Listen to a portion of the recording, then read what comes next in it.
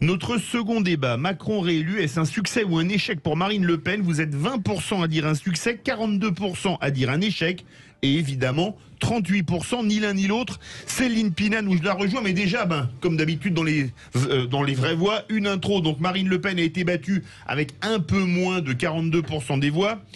Pour elle, c'est un succès, on l'écoute.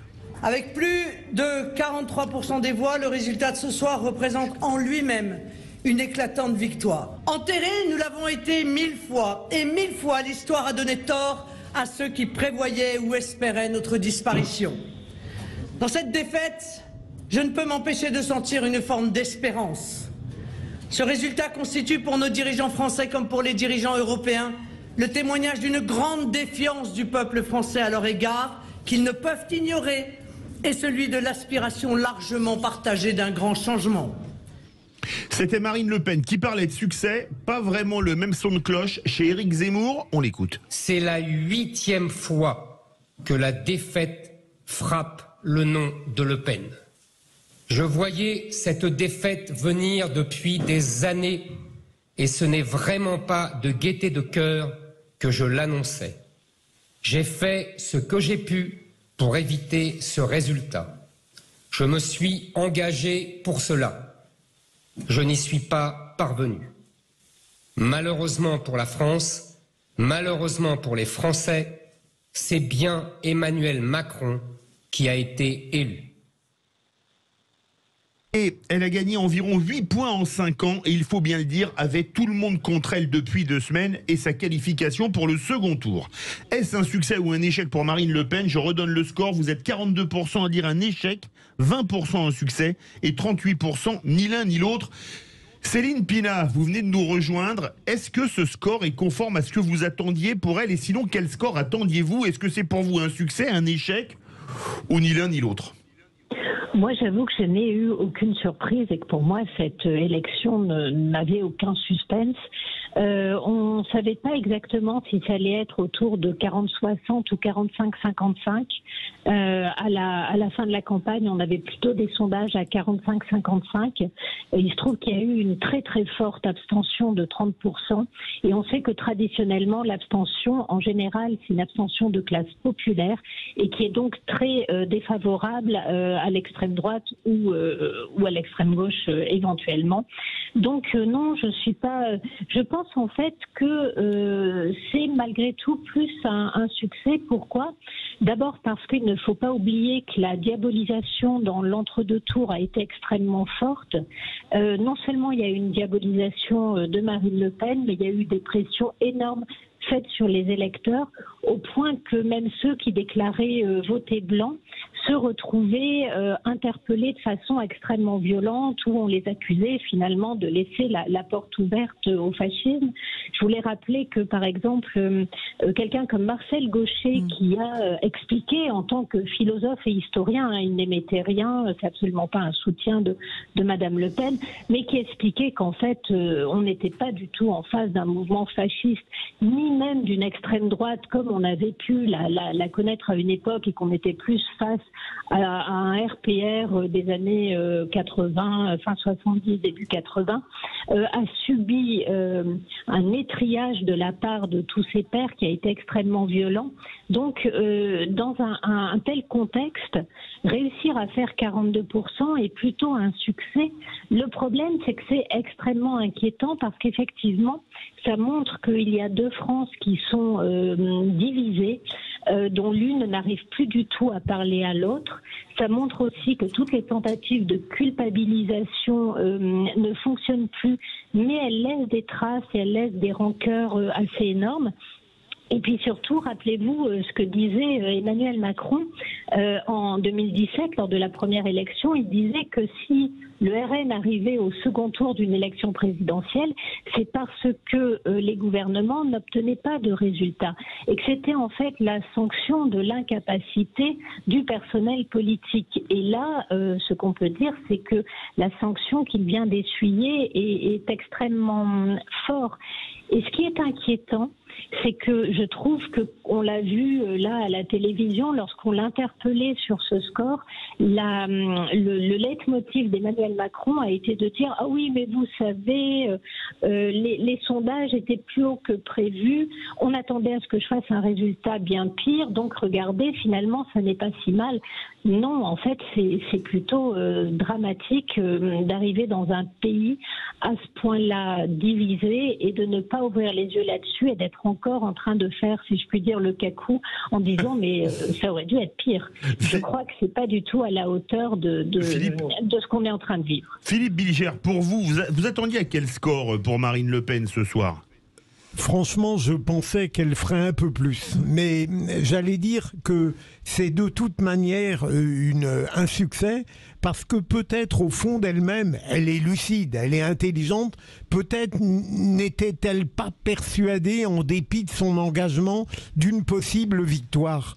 Parce que j'ai tout de même été frappé entre les deux tours, notamment lors du débat du 20 avril, par le fait qu'elle retenait ses coups en permanence. Il y aurait eu des choses à dire contre Emmanuel Macron, mais évidemment elle était gangrenée par le souvenir de son débat de 2017 et je sentais comme une forme d'étrange révérence intimidée, même si après elle s'est lâchée après le 20 avril. Je me demande si là il n'y avait peut-être pas une sorte de mimétisme avec son père qui voulait tout sauf peut-être gagner. Pascal Jalabert, vous attendiez à quel score pour Marine Le Pen ? La semaine dernière, j'étais là, je vous ai donné les 58, donc bon, je suis meilleur là qu'en prono de football, visiblement. Pourtant, ça rapporte moins, parce qu'il n'y a pas de l'auto-élection. Le problème, c'est que voilà, donc bon, 58, voilà, j'ai le score à 0,5. Il y a côté match, mais il n'y a pas côté vote. On est pareil tous les deux, donc vous pouvez en témoigner. Donc voilà, j'ai le bon score parce que, eh bien, c'est comme ça, le peuple, ce qu'on appelle le peuple de gauche en France, c'est plutôt l'électorat de gauche, modéré, raisonnable, il va toujours faire barrage au Rassemblement national. Alors, échec ou succès, moi je dirais, c'est un succès au premier tour, parce qu'elle avait quand même un concurrent qui avait des moyens, pour la première fois aussi solide. De Villiers ou Dupont-Aignan n'était pas aussi solide que Zemmour en termes de moyens, en termes de nouveautés, en termes de dynamique. Sauf que voilà, et Éric Zemmour, ça fait 3 ans qu'il répète, alors avant il le disait lors des signatures de ses bouquins et des dîners en ville avec d'autres journalistes, que Marine Le Pen ne pouvait pas gagner à cause de son nom. Là, il l'a dit publiquement, et elle est arrivée à surmonter ça au premier tour, à garder, voire à conforter son électorat populaire. Donc ça, c'est un succès. En revanche, là où c'est un échec, c'est qu'entre les deux tours, elle a encore montré une certaine insuffisance technique sur le programme. Elle a montré qu'elle n'était pas entourée d'une équipe et d'un staff autour d'elle capable de lui structurer ses programmes et de l'aider à surmonter ce que Philippe Bilger a très bien décrit, c'est-à-dire cette hésitation entre ai-je vraiment envie d'être élu ou comme papa j'ai envie de m'amuser dans l'opposition. Donc du coup voilà, c'est succès au premier tour parce que c'était pas évident de garder cette base électorale, mais échec dans la capacité à casser un plafond de verre qui reste encore très haut. 16 points, c'est pas rien. Caroline Pilastre. Je vais vous faire du et en même temps, c'est la soirée. Déjà, ouais. Je vous dis bonsoir Céline. Je vous rejoins totalement sur votre analyse. C'est-à-dire que, évidemment, qu'on voit ça comme un échec. Mais il faut quand même rappeler que par rapport à 2017, Marine Le Pen a récupéré 2 millions de voix supplémentaires. Donc ça n'est pas rien. Monsieur Macron en a perdu 3 millions. C'est ça. Donc évidemment, au vu des sondages, elle était encore à 48-49% la semaine dernière. Mais c'est sûr qu'un sondage, c'est une image à l'instant T. Ça ne fait pas les urnes. Maintenant, 42%, remettons les choses dans le contexte, sans avoir été soutenu par des grands noms, ni artistiques, ni médiatiques, ni sportives. Il y a eu une Miss France, mais qui a perdu tous ses contrats. Ouais, non mais voilà. Mais par rapport à Monsieur Macron, qui était exactement dans le camp du bien, de la bien-pensance, où on entendait à chaque fois qu'il avait des soutiens, et ça, c'était permis. Elle, on lui a savonné la planche. Vous avez une partie de ces cadres qui sont partis en pleine campagne chez Monsieur Zemmour. Monsieur Zemmour a aidé à la dédiabolisation de Marine Le Pen. Marine Le Pen avait déjà commencé dans ce sens-là, en mettant en avant le social, puis ensuite son thème principal, qui était le pouvoir d'achat. Donc, en soi, avec tout ça réuni, ce gloubi-boulga fait que je ne trouve pas que ce soit un échec. Elle a eu 42. Moi, je la pensais à 45 ou 46. Je pense que c'était à peu près les pronostics aussi qu'on avait fait Philippe Bilger. Mais à l'arrivée, c'est M. Macron qui se retrouve gagnant. Pour moi, ça n'est pas non plus une surprise. Ça fait une année que je le vois gagnant malgré la période. Je vous coupe. Oui. Depuis qu'il y a des sondages, tous les sondages le donnaient gagnant.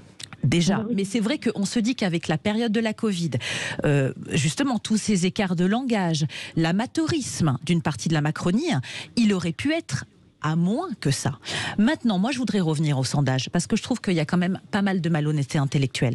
C'est-à-dire que, oui, Marine Le Pen était en deçà de ce qu'elle aurait pu être. Elle a été très modérée. Moi, je l'attendais aussi beaucoup plus virulente et véhémente par rapport à ce que je vous ai évoqué comme sujets sociétaux. Simplement, elle a voulu lisser, elle a voulu contrôler son image, qui était désastreuse, sa prestation catastrophique de 2017. Et donc, elle s'est beaucoup retenue. Et ça, à mon avis, lui a fait perdre peut-être 1 ou 2 points. Je reviens sur le comportement de M. Macron lors de ce débat, mais il était aussi catastrophique, parce qu'il a été d'un mépris, d'une condescendance, d'une autosuffisance que j'ai trouvée sidérante, pour ne pas dire hallucinante. Et vous savez, quand vous êtes une femme, loin de moi l'idée de faire la néo-féministe, vous savez que ça n'est pas du tout mon genre. C'est pas le genre de la boutique. Mais soit vous prenez l'attitude d'être agressive et vous allez passer pour une partie de l'Assemblée masculine que vous avez face à vous, quelle qu'elle soit, comme étant une hystérique ou une harpie. Et si vous êtes en retrait, on va dire de vous que vous n'avez pas de caractère ni de personnalité. C'est toute la différence avec les hommes. Alors je pense que oui, en fait, elle a eu une attitude qui n'était pas la bonne lors de ce second tour, parce que ça n'était pas une candidate face à un candidat qui avait fait des millions de voix également, et que c'était une élève, et que par moment, elle a dû perdre ses moyens. Maintenant, alors, je ne la défends pas, mais c'est comme ça que je l'ai ressenti. Justement, Céline Pina, ce devait être, à la croire, sa dernière présidentielle. Quand on écoute son discours qu'elle prononce quelques minutes après sa défaite, c'est peut-être pas le cas. On la retrouvera peut-être dans 5 ans. Alors là, il faudrait lui poser la question à elle. Ceci étant, elle aura au moins réussi quelque chose, c'est-à-dire à faire du Rassemblement national. Avant, il était absolument impossible de penser à l'union des droites, ce qui était très problématique, parce qu'en face, à gauche, on ne voit aucun problème, non seulement à faire l'union des gauches, mais en plus même à la faire autour de l'extrême gauche, et d'une extrême gauche mélenchonienne qui a quand même montré à quel point elle pouvait aussi sombrer dans l'islamo-gauchisme. Mais cela ne pose de problème à personne, et personne ne se pose de questions. À droite, c'est pas du tout la même chose. S'il y a peut-être un plafond de verre qui commence à se fendiller, c'est sans doute celui-là, et peut-être que là où elle amène un élément de pérennité, il n'est pas sur sa personne, mais il est sur le mouvement qu'elle dirige, qui pourrait peut-être à terme participer au moins à des coalitions et au moins peut-être structurer une forme d'opposition autour de lui. Ça va être très compliqué, parce que le problème qui va se poser aux législatives, c'est que le RN reste un mouvement, on le voit, puissant au niveau national, mais qui a beaucoup de mal, et ça a été un des problèmes de Marine Le Pen, c'est qu'en fait, elle n'existe pas sur les territoires. Elle a très très peu de relais dans les forces vives du pays, que ce soit chez les élus, que ce soit chez les industriels, que ce soit chez les syndicalistes aussi, et cet handicap-là risque de lui coûter très cher au moment des législatives, et c'est sans doute ce qu'elle a devant elle à construire. Donc je ne sais pas si quand elle dit ça, elle parle simplement d'un destin personnel, ou si elle donne aussi des enjeux à relever pour un mouvement et quelque chose d'un petit peu plus collectif. En tout cas, il y a quelque chose qui doit se jouer là-dedans, c'est-à-dire que si le RN veut ne pas être qu'un mouvement de protestation, ne pas être qu'un bulletin qu'on met pour affirmer une colère énorme et le rejet de la personne qui est en face, il va falloir qu'il existe sur les territoires, et pour l'instant, ça n'est pas le cas. Et c'est aussi ce qui l'a fait souffrir probablement pendant le débat avec Emmanuel Macron. Philippe Bilger, est-ce que pour vous, on va reparler d'elle, parce qu'elle disait que c'est sa dernière présidentielle? On a tous ici écouté l'intégralité de son discours, on ne peut pas dire qu'elle jette l'éponge, hein. Non, d'autant plus, Philippe, qu'avant même sa défaite, elle avait indiqué dans des débats, en répondant à des citoyens, qu'elle n'avait pas du tout l'intention d'abandonner la politique. Et donc, le discours qu'elle a fait là, qui probablement a été à nouveau rédigé par celui qui lui fait de si bons discours, Philippe Ollivier, et n'était pas dans une tonalité de retrait et défaitisme. Il était clairement un discours de combat qui fait des législatives la prochaine lutte où elle espère pouvoir remporter quelque chose. Donc je vous rejoins. Je ne crois pas qu'elle va se retirer sous un quelconque Aventin, hein. Caroline Pilastre, qu'est-ce que vous en pensez? On n'a pas encore, la carrière politique de Marine Le Pen n'est pas terminée. Je veux dire, elle disait que c'était sa dernière présidentielle. Ah, mais vu ses propos, les politiques sont un peu comme les rockstars, hein. C'est-à-dire que ils disent toujours au revoir et ils reviennent sur scène très peu de temps après. Donc je ne pense pas. C'est une femme Johnny qui est encore jeune. a fait Tour 66, ce qui devait être sa dernière tournée Sheila, en 2009 et jusqu'à 2015, il a continué à tourner. Dans notre style, les compagnons de la chanson, oui, je crois qu'ils ont fait 8 tournées d'adieu. Voilà, donc moi j'y crois pas beaucoup, mais c'est comme Jean-Luc Mélenchon. Oui. À l'écouter, bon, évidemment, il a envie d'être Premier ministre, ce qui, à mon avis, n'arrivera pas. Mais, quoi qu'il en soit, il n'a pas parlé actuellement du fait de se retirer. Donc, raison gardée, je pense, avec leur attitude à ce niveau-là. Mais non, je pense que de toute manière, elle représente ce parti. Actuellement, à moins que sa nièce revienne, mais ça m'étonnerait puisqu'elle s'est vraiment engagée auprès d'Éric Zemmour, qui va remplacer Marine Le Pen. Elle a quand même beaucoup d'électeurs avec elle. Elle a un type doué, Caroline, avec Bardella. Hein. Oui. Voilà. Oui, mais il a 26 ans, Bardella. Oui, mais justement, si Marine Le Pen dure un peu, Bardella va, entre guillemets, mûrir. Mais surtout, dans son discours, et Philippe Bilger a raison, Marine Le Pen n'a pas envoyé le moindre signal vers Reconquête, ni vers la droite. Donc c'est bien qu'elle a l'intention de continuer avec sa marque et avec son parti. Et là où ça va être compliqué, comme disait Céline, c'est qu'elle n'a pas 577 candidats capable de mener une bataille des législatives, puisque les législatives, rappelons-le, c'est au pluriel, contrairement à la présidentielle, et qu'il faut gagner 577 élections. Elle n'a pas d'ancrage, en fait. Alors, elle n'a pas d'ancrage. J'ai quand même regardé. Elle a gagné 7 circonscriptions la dernière fois. Voilà, elle en a gagné 7, c'est quasiment rien, mais quand on regarde les résultats, les territoires qui lui avaient donné beaucoup de voix il y a 5 ans, lui en ont donné encore plus. Je prends le département de l'Aisne, il n'y a que 8 communes qui n'ont pas placé en tête. Dans les Ardennes, c'est pareil. Donc là, elle a quand même plus de possibilités de gagner les circonscriptions. Mais ça ne suffira pas parce qu'au contraire, elle a des vides immenses dans tout l'Ouest, dans une partie du Sud-Ouest et surtout dans les villes. Donc voilà, il faut mener ces combats. La France insoumise a ce même problème de ne pas avoir des candidats à la hauteur dans les territoires. Mais si Jean-Luc Mélenchon poursuit les gestes qu'il a entamés vers les socialistes, vers les Verts, vers les communistes, il peut élargir.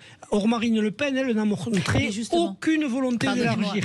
Mais je me fais l'avocat du diable. Pour l'instant, c'est ce qu'elle a annoncé. Mais entre maintenant et les législatives, il reste quand même plus d'un mois et demi. Vous ne pensez pas qu'il y aura l'union des droites avec Dupont-Aignan et Zemmour? Non, mais ça ne veut rien dire. Zemmour ne voulait pas voter pour elle et pourtant il a appelé à voter pour elle. Mais il ne voulait pas. Mais en fait, il commence son discours en disant les Le Pen en sont à 8 défaites. Ah oui. Donc, d'ailleurs, Marion Maréchal a dû beaucoup apprécier ce propos. Voilà. Donc il commence ce discours comme ça et puis il dit il faut recomposer autour de moi. Sauf que le garçon, il a fait 7% et qu'il n'a pas un seul député dans son écurie. La droite classique de Valérie Pécresse a quand même encore une centaine de députés, bien que il y en a un bon tiers qui là va partir à la reine. Qui est à la Macronie ou qui ira chez Zemmour, c'est une catastrophe industrielle. À la gamelle, mais bon, il en reste quand même quelques-uns.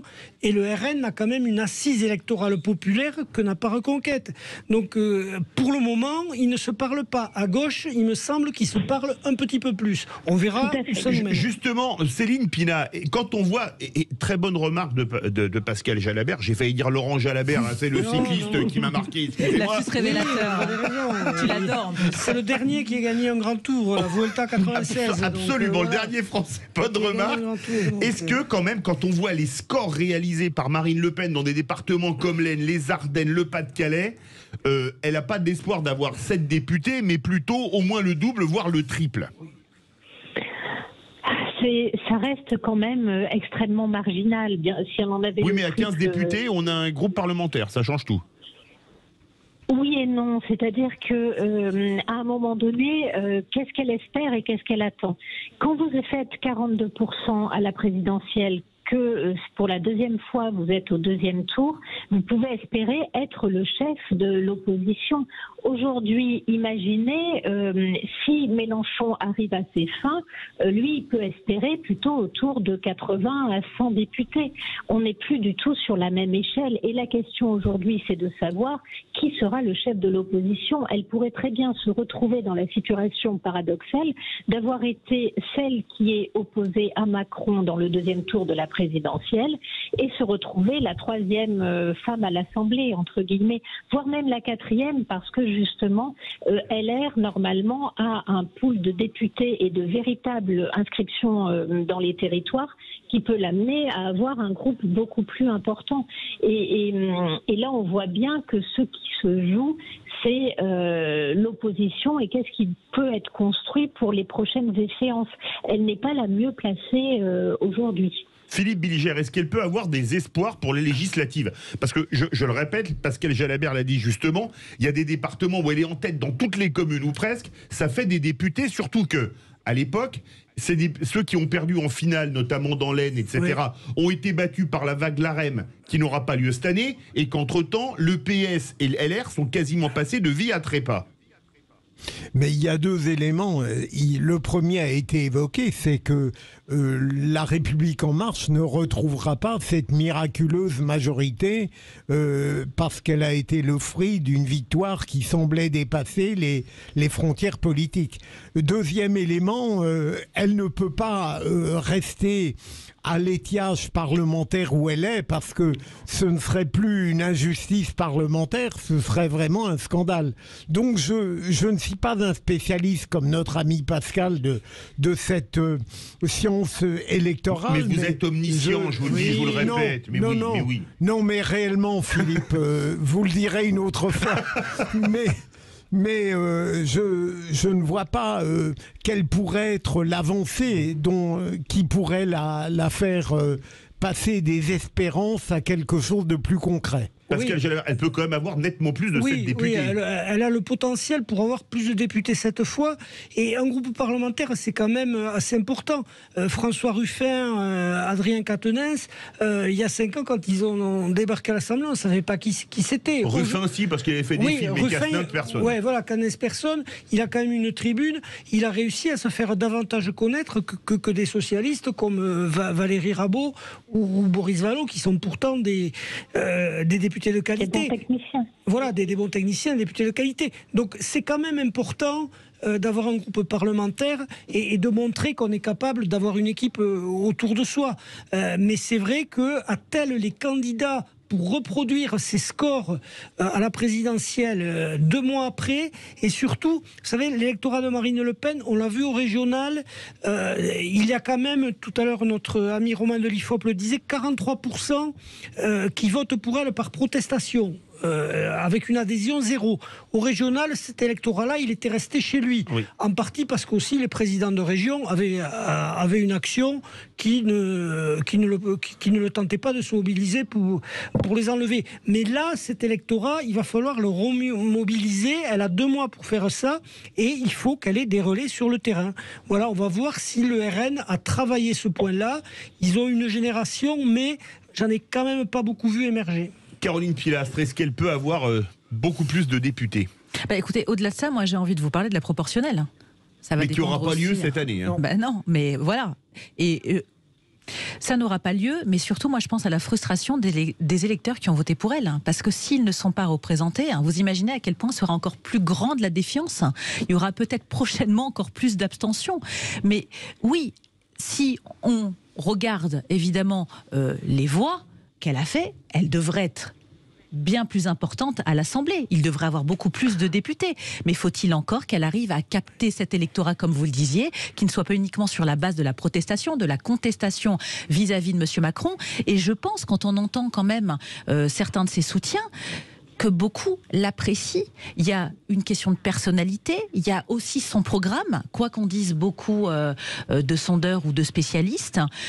Vous avez les gens qui sont quand même allés vers elle parce qu'ils voulaient entendre parler du pouvoir d'achat, de ce fameux pouvoir d'achat qui a été repris après par tous les candidats. Et quand vous y pensez, c'est quand même incroyable que les autres n'y aient pas pensé en même temps qu'elle, parce que c'est ce qui importe le plus aux gens de savoir comment ils vont finir la fin du mois, plus que les questions d'insécurité, d'immigration et d'écologie, pardonnez-moi. Oui, si on était sur une proportionnelle intégrale, aujourd'hui, ça serait très simple, il y aurait 32% de députés du courant Marine Le Pen, Éric Zemmour, 32% de l'extrême centre d'Emmanuel Macron et 32% de gauche. On aurait 3 blocs strictement identiques à l'Assemblée. Oui, c'est ça. Voilà, sur une proportionnelle intégrale nationale. Ça n'existe, entre parenthèses, dans aucun pays autour de nous, à part les démocraties de Scandinavie et Israël, où là, il n'y a même pas de seuil de...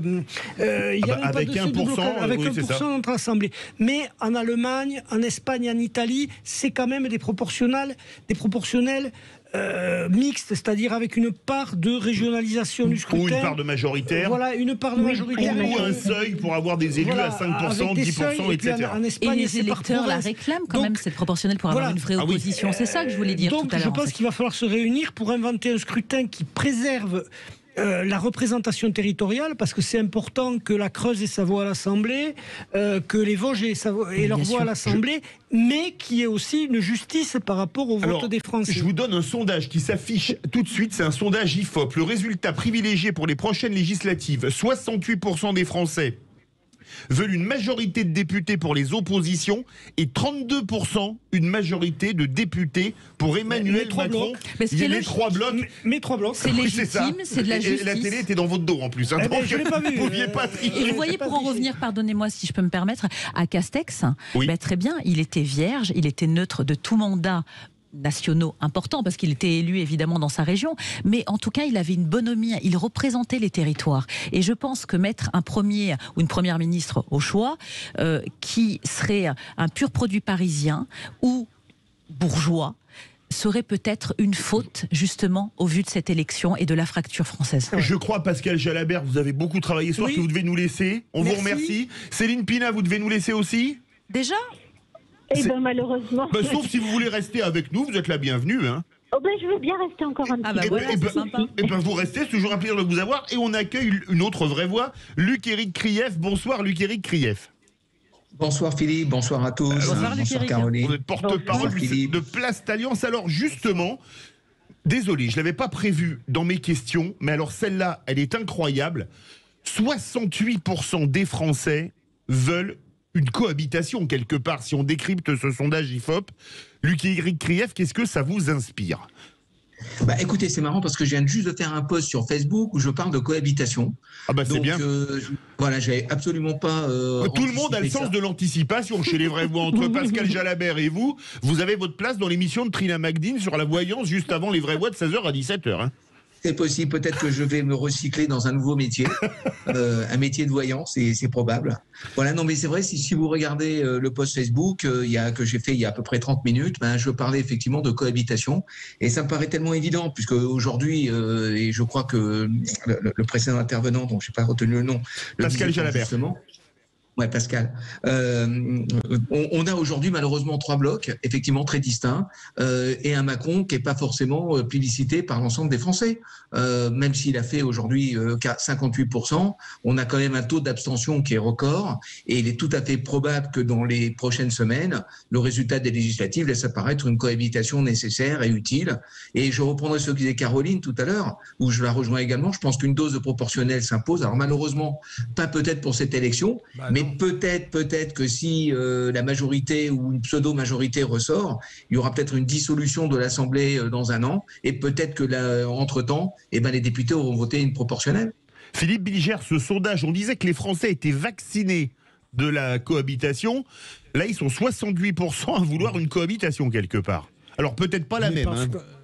Non, mais parce que au fond de l'esprit français, il y a toujours ce rêve miraculeux et impossible d'une union nationale. Au fond, la cohabitation, qu'est-ce que c'est?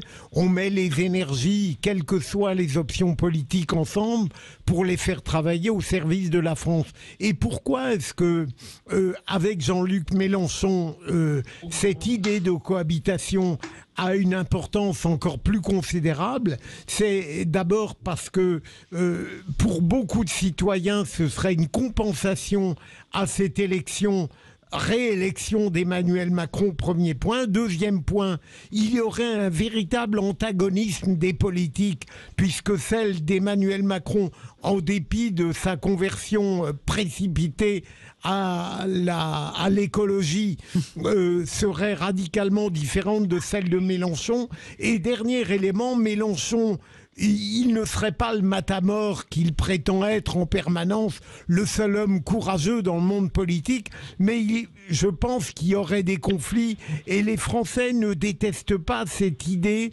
de castagne, même dans le cadre d'une cohabitation.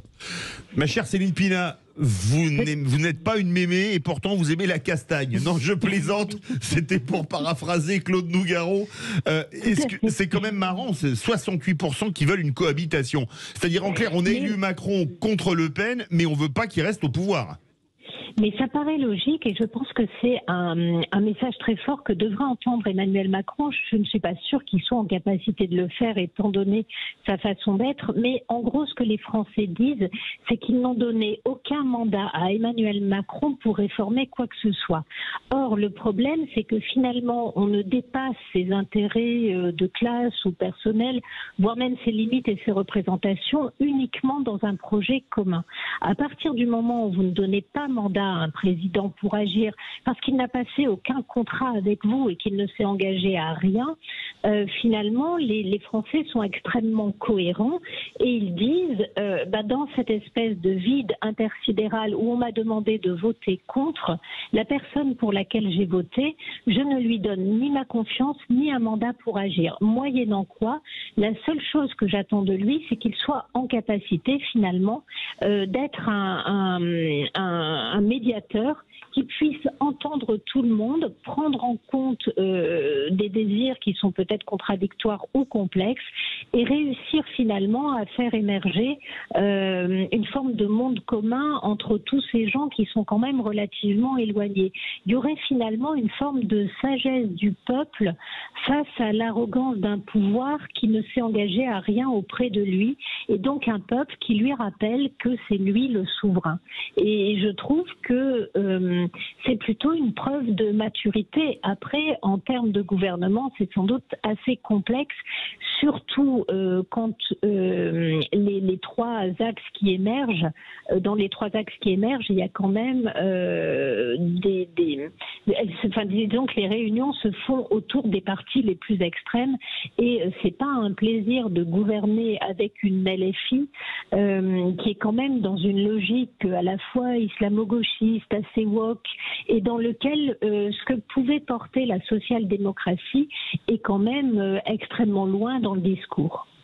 Caroline Pilastre, une cohabitation, c'est ce que veulent les Français manifestement. Mais je le dis, peut-être pas la même. C'était les 3/3, 32 qui ont voté Macron, 68 ça fait 34-34, la gauche Marine Le Pen. C'est quand même fou. Alors qu'on disait qu'on était vacciné contre la cohabitation après Jospin de 97 à 2002. Ça fait 20 ans qu'il n'y a plus de cohabitation en France. C'est vrai, mais ça n'est pas si fou que ça. Tout simplement parce que les Français veulent se sentir représentés. Ça serait un gage d'union, de rassemblement pour le coup. Alors évidemment, ça serait compliqué pour M. Macron. Faudrait-il qu'il ne soit pas Jupiter pour l'accepter? Et effectivement, la France actuelle n'est pas la France du passé, puisqu'on a des blocs qui sont quand même extrêmes, comme le rappelait entre autres Céline. Donc ça sera difficile, pour ne pas dire extrêmement complexe, de passer certaines réformes avec des gens qui sont, quoi qu'il en soit, contre vous, en fonction de tout ce que vous dites et de tout ce que vous voulez faire avancer pour une évolution pérenne, entre guillemets, des réformes françaises. On sait très bien, souvent on se pose la question, mais que ce pays est irréformable, parce que justement il y a tellement de camps qui sont opposés. Mais oui, je trouverais ça juste et légitime, comme je vous l'ai dit tout à l'heure, et moi je rejoins totalement ce sondage, d'avoir plusieurs représentants pour qui on a voté et justement qu'il y ait une vraie opposition. Parce que l'opposition en démocratie est une chose saine. Ne pas en avoir, c'est quand même un goût de tyrannie, de petite dictature, entendons-nous bien, je ne dis pas que la France l'est, mais ça veut dire que la majorité qui est en train de se mettre encore plus en place avec les LR qui sont en train d'exploser totalement en allant surtout vers la Macronie actuellement, et pour le côté ciotiste par la suite, je pense, chez Monsieur Zemmour, ça ne peut pas être que ça, en fait, l'opposition. Justement, c'est bien. Tout le monde fait de la voyance ici, parce que vous êtes en train de dire vers quoi je voulais aller. Luc-Éric Krief, est-ce que vous ne sentez pas une recomposition avant les législatives, notamment à droite, puisque comme vous l'avez tous dit, et je pense que vous n'avez pas tort, certains LR vont rejoindre Emmanuel Macron et lui demander une investiture pour les prochaines législatives, et que ça va peut-être se recomposer à droite. Je pense, et si on regarde bien le silence qui est assourdissant de Christian Jacob, laisse bien supposer les difficultés qu'il peut y avoir au niveau de la droite. Donc, on a bel et bien aujourd'hui un LR qui est complètement abasourdi par la défaite de Pécresse, qui va être exsangue au niveau financier, parce que globalement, les 4,8% qu'a fait Valérie Pécresse vont laisser des traces financières relativement importantes. 5 millions pour Valérie Pécresse et 7 millions pour le parti. Voilà, donc qui était déjà quand même mis à mal. Avec la dernière élection en 2017, il y a eu quand même une difficulté relativement importante. Donc là, on voit bien qu'une recomposition va se faire, et je crois que Caroline a entièrement raison. Il va y avoir des LR qui vont aller du côté de Zemmour, des LR qui vont aller du côté de Macron. On va avoir une fragmentation, et on va avoir certainement des attirances avec des pôles un petit peu différents. Alors, est-ce que également Marine Le Pen sera tentée par un rapprochement avec Éric Zemmour ? C'est fort probable. Je rappellerai quand même qu'à l'issue du premier tour, Éric Zemmour a quand même invité ses électeurs à plébisciter le vote pour Marine Le Pen. Donc il est tout à fait possible, au dire de ce qu'on voit et de ce qu'on entend, qu'il y ait un rapprochement entre également Marine Le Pen et Éric Zemmour. Philippe Bilger, est-ce que vous pensez que ça va bouger à droite d'ici les législatives ? Mais je pense que ça va bouger dans la mesure où ça avait déjà bougé avant et qu'on a tout fait pour faire capoter la candidature de Valérie Pécresse d'une certaine manière, comme si elle était coupable d'avoir gagné au Congrès. Ça a bougé à droite, il y a eu déjà des compromis, des coulisses, des trahisons peut-être, qui feront qu'après, il y aura une partie qui ira vers le macronisme et qui trouvera le moyen de baptiser, de nommer éthique les intérêts qu'elle sert. Ça, il n'y a pas de problème, elle trouvera bien le moyen d'y mettre un peu de morale. Et deuxième élément, moi, ce qui me perturbe, franchement, si je peux dire un mot là, Philippe, c'est que j'aimerais que la droite républicaine, un jour, ait le courage à la fois d'affirmer ce qui la rapproche d'un rassemblement national sur le plan de la sécurité et de la justice, et d'autre part ce qui la distingue absolument du macronisme. J'ai l'impression qu'elle est incapable de faire ce travail de distinction ou d'agrégation. Et elle manque de courage. Or, sans cela, je crains qu'on ait une droite de plus en plus, sans doute, qui aura le bonheur d'être qualifiée de républicaine. Ça nous fait une belle jambe lorsqu'on a les résultats qu'on a eus, mais qui n'emportera pas l'enthousiasme civique. Céline Pina, est-ce que vous pensez que ça va bouger à droite ? On dit que ça va bouger à gauche, qui est plus votre camp. Est-ce qu'à droite, ça va bouger ? Ça ne peut même que bouger. Je suis tout à fait d'accord avec ce que vient de dire Philippe.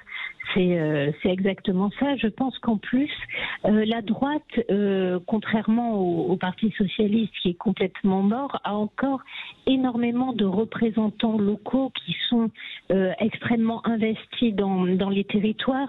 Elle a encore des figures et des figures qui sont marquantes. Je pense à quelqu'un comme Monsieur Wauquiez ou Monsieur Lisnard, qui sont des gens intéressants. Ils ont des carrières, ils ont plus, certains en tout cas, sont en train de vivre une traversée du désert qui a toujours été très formatrice en politique. Donc je pense que la droite a plus des ressources qu'elle ne le croit et fait une erreur en allant se vendre avec armes et bagages à LREM, parce que cette espèce de grand fan club qui n'a ni identité, ni objectif, ni histoire finalement, est plutôt un endroit où vont se dissoudre les forces vives qu'un endroit qui va structurer quoi que ce soit. Et qu'ils seront probablement comptables de l'échec que l'on voit se profiler et probablement d'une violence sociale qu'ils n'arriveront pas à gérer. Je crois qu'au contraire, garder la vieille maison serait peut-être pas une si mauvaise idée et qu'il y a encore des choses à faire à droite à condition d'entendre ce que vient de dire Philippe Bilger et qui est extrêmement juste. Comme toujours d'ailleurs, ce que dit Philippe Bilger est toujours extrêmement juste. Malheureusement non. Caroline Pilastre, ça va bouger à droite d'ici les législatives, ça va aller très vite. C'est le week-end du 11 et du 18 juin. La droite est en train de se disloquer. Malheureusement, elle n'a fait aucune introspection. Et je vous coupe, je vous redonne la parole. Et elle va se disloquer encore plus avec tous ceux qui vont se rallier à Macron dans les jours à venir. Depuis l'affaire Fillon, ils n'ont pas assez travaillé. Alors, mes collègues... Je souscris totalement à vos propos, vous faites l'unanimité. Mais bien évidemment, ce qu'a dit Philippe Bilger est tellement vrai, c'est-à-dire qu'à force de se pincer le nez en ne disant pas pourquoi ils vont du côté de Macron et pourquoi sur le régalien ils sont pratiquement en accord avec le programme de Marine Le Pen ou de Monsieur Zemmour, c'est délétère pour les électeurs. Et vous savez, les Français le voient. Et en termes d'image, en termes de communication, mais ça montre quoi en fait? Que ce sont des gens qui partent d'un camp à l'autre sans avoir vraiment de conviction et d'opinion. En fait, moi j'ai l'habitude de dire, on voit vraiment ce que voit un politique à chaque période électorale. Et il n'y a que des élections à l'arrivée et très peu d'opinion. Et c'est assez dommageable. Donc oui, bien sûr que la droite est en train réellement d'exploser. Mais je pense qu'il y a un parti encore de droite républicaine qui veut exister, qui ne votera plus jamais pour Macron, qui n'est pas prêt non plus pour plein de raisons à voter pour Marine Le Pen, même si ces électeurs peuvent se retrouver justement chez l'un ou l'autre de ces candidats, mais qui veut conserver justement la patte, l'étiquette des LR initiale. Et donc, canal historique. Oui, canal historique. Et je fais partie de ces gens-là. Et je pense que la droite doit se réinventer avec des gens comme l'a exprimé Céline, ainsi que un Aurélien Pradier, mais aussi une Rachida Dati qui est très claire sur ces questions. Alors ils sont peu nombreux actuellement, mais ils existent encore. Mais alors justement, question, Luc-Éric Krief, est-ce que si les LR implosent, c'est-à-dire ceux qui sont Macron compatibles et qui vont partir avec LREM pour les prochaines législatives, et les autres qui ne veulent pas, est-ce que pour survivre, puisque LR n'a plus d'espace politique, est-ce qu'il ne faut pas faire sauter un mot dont j'ai horreur, parce que ça fait la sensation que ce sont des pestiférés, faire sauter le fameux cordon sanitaire qui interdit toute alliance avec le RN ou avec Reconquête? Oui, mais je pense qu'effectivement, tout a été dit. Il y a un aggiornamento qui est à faire au sein des LR. Il y a des questions effectivement qui s'opposent pour que la droite républicaine retrouve ses véritables valeurs. On s'est noyé dans une sorte de melting pot où on a voulu faire plaisir à plein de monde avec un discours qui était relativement centriste. Je crois que les LR, à un moment donné, ont perdu ceux qui faisaient leur différence et ceux qui faisaient leur raison d'être. Voilà, il y a plus d'âme aujourd'hui au niveau des LR. Et je pense, et je veux pas jeter la pierre sur Christian Jacob, mais je pense que la responsabilité d'un Christian Jacob est quand même pas des moindres, et que c'était peut-être pas le président qu'il fallait au niveau des LR, et que peut-être la recomposition des LR doit se faire à travers des gens qu'a cité Caroline très très judicieusement. Il y a des candidats qui sont de grande valeur, des gens qui portent des convictions assez fortes au niveau des LR, et il faut que ces gens-là puissent s'exprimer et qu'on arrête d'avoir un discours au sein de ce parti qui soit un discours qui se veut rassembleur, mais qui ne fait pas de distinction entre eux et les autres. Philippe Bilger, est-ce que dans ces cas-là, pour avoir un créneau, je répète la même question qu'à Luc-Éric Krief, LR canal historique, c'est-à-dire les non-Macron compatibles, devra faire sauter le cordon sanitaire avec le RM et maintenant peut-être avec Reconquête? Mais l'union des droites, c'était, moi, j'ai pensé à une certaine époque, et je n'étais pas le seul, qu'il apparaissait aberrant que la gauche, grâce au génie de Mitterrand, ait fait l'union avec l'extrême gauche, mais que la droite absolument gangrenée par la mauvaise conscience que lui instillait la gauche ait toujours été tétanisée avec ce qu'elle pouvait avoir de commun avec la droite autoritaire, bonapartiste ou extrême. Tout n'est pas comparable. Il n'y a pas une similitude absolue entre les deux mouvances.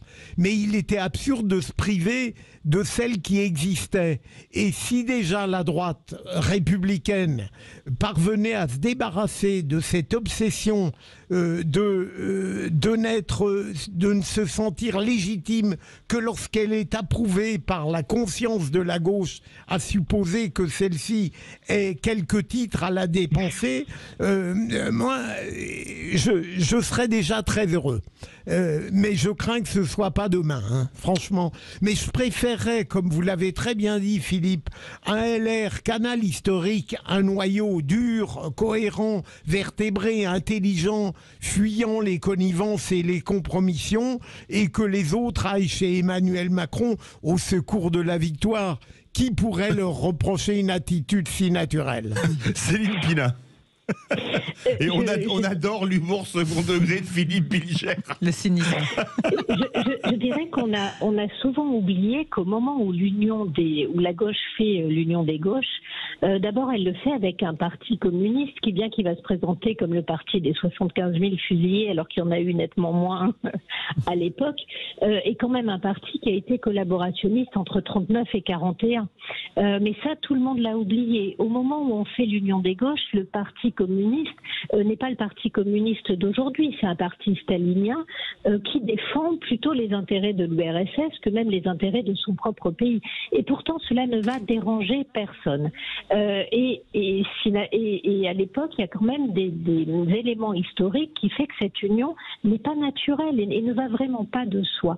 Donc aujourd'hui, alors que le RN, comme l'a dit Marcel Gauchet, n'est absolument plus un parti collaborationniste ou fasciste, même s'il y a dans son histoire des choses qui sont tout à fait contestables et qui justifient une absence totale de fusion, mais il n'empêche que quelque part dans un processus de conquête de pouvoir, en passant des accords, je rappelle qu'en général dans ces cas-là on fait des accords programmatiques dans lesquels on ne s'épouse pas pour le meilleur et pour le pire, mais si je puis dire c'est un mariage avec un contrat normalement clair et précis.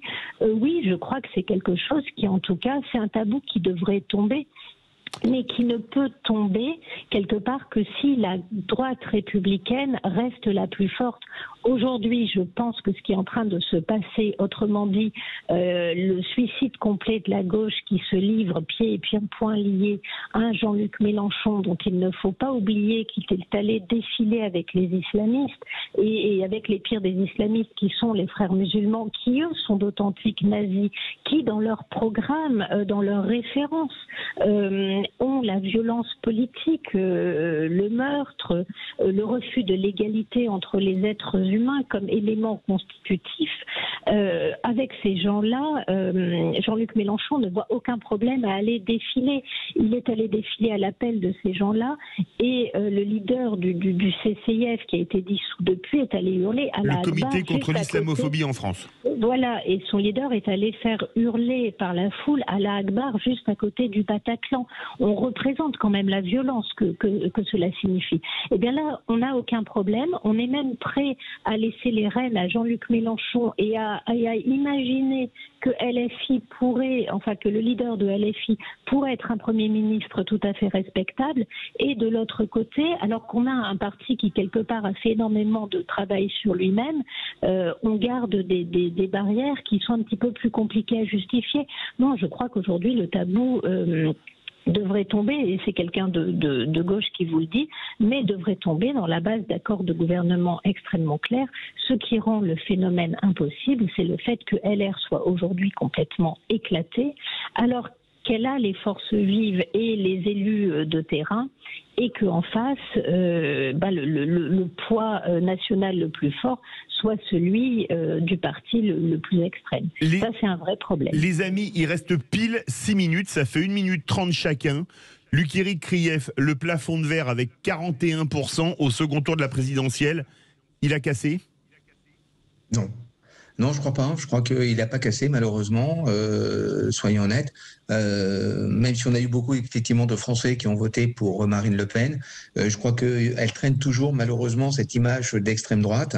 Peut-être que son nom lui porte préjudice, c'est probable. Peut-être que certains mots qui ont été diffusés par son père et qui sont relégués par certains de ses opposants ont pénalisé. Voilà,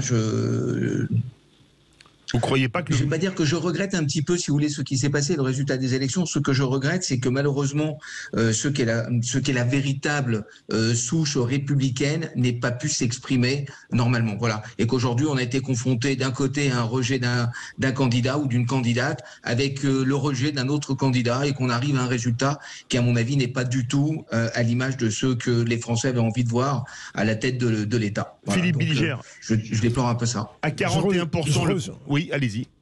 Je rejoins totalement notre ami Krief, je n'osais pas le dire, parce que ça ne sert à rien, la nostalgie rétrospective, par principe, mais rien n'a plus révélé l'absence d'un projet qui était cohérent, pardon de le dire, celui de Valérie Pécresse qui a été dévoyé, dégradé par une mauvaise campagne, que avec elle, Emmanuel Macron aurait trouvé sur le plan du programme à qui parler, et il n'aurait pas gagné de cette manière, et parce que sur Marine Le Pen, et pardon, je finis là-dessus, il y a le nom Le Pen, il faut croire que c'est une tare absolue, et deuxièmement, voilà une femme qui avait fait l'effort de restaurer son image en 5 ans, qui était parvenue, maîtrise, caractère, déférence à l'égard des journalistes, et pourtant ça n'a pas suffi. Il y a quelque chose qui ne va pas. Est-ce que sa nièce en 2027 sera pareil? J'en sais rien. Céline Pina. Je pense que de toute façon, notre paysage politique risque fort d'imploser, et je suis bien à la peine de dire ce qui va se passer dans 5 ans. Effectivement, elle a été victime d'un plafond de verre, mais d'un plafond de verre qui se fendit. Quand il y a une telle violence idéologique et morale sur une personne, et qu'elle fait malgré tout plus de 40% dans ce pays, ça dit quelque chose de fort.